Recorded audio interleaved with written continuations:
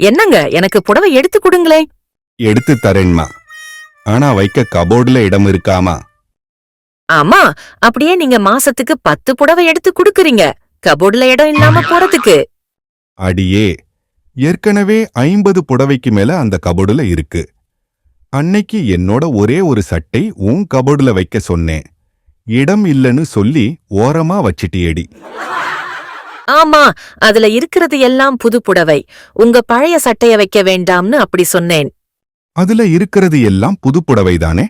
அப்புறம் எதுக்கு இன்னும் எடுத்துக்கிட்டு வருஷம் முழுக்க போடுறது நைட்டி? ஆனா மாசத்துக்கு ஒரு புது புடவை கப்போடுல தூங்குறதுக்கு. இப்ப என்ன, வாங்கி தரமாட்டீங்க அப்படிதானே? அத சொல்லிட்டு போக வேண்டியதுதானே?